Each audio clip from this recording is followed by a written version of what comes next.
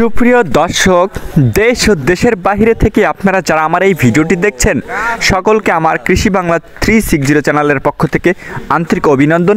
আজকে একটি ভিন্নধর্মী ভিডিও নিয়ে আপনাদের সামনে হাজির হয়েছি।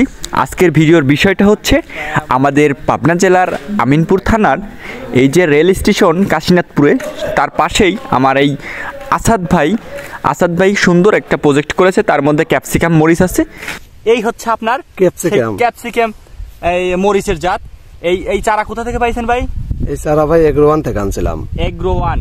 এই গাছের ঠিক সুস্থতা এই যার একটা ঠিক বস চারা, মাশাআল্লাহ কি সুন্দর দেখা যাচ্ছে। হ্যাঁ, আরেকটা কাছে নিয়ে আসেন, দেখেন কতটা সুস্থ। এই মালচিং করার কারণে কিন্তু গাছটা অনেক সুস্থ। আর এইখানে পানি দেওয়ার সিস্টেম হচ্ছে আপনারা এইখানে পানি দিবেন। পানি দেওয়ার পরে এই মালচিং এর ভিতরে দেখেন ওখানে কিন্তু শুকায় গেছে।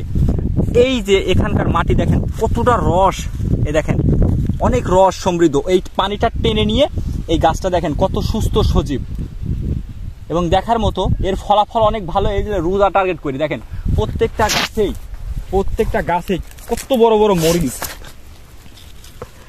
দেখেন। ওই সামনে আরেকটা আমার সহ তুলে আমি সেদিন ছিঁড়েছি, অনেকগুলো ছিঁড়ে বাজার ঘাট করছি। যাক মাশাআল্লাহ।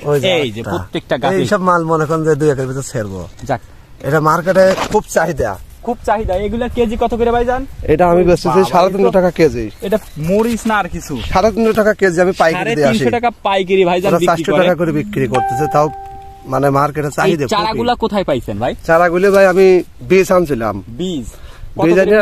বীজ আনছিলাম ভাই 500 টাকা প্যাকেট। ওখানে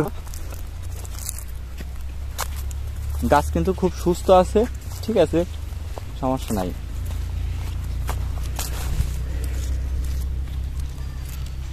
এই গাছটা মরার কারণ কি ভাই?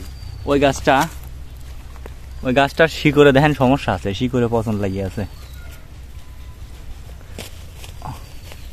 আল্লাহ রে, ওই গাছের শিকড়ে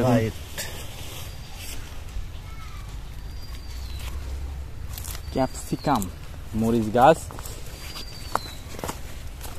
ভাই এই যে মরিচটা, একটা মরিচ দেখেন, গাছটার যেমন চেহারা ঠিক তেমন তার মরিচ। এই যে মরিচগুলো দেখে শান্তি।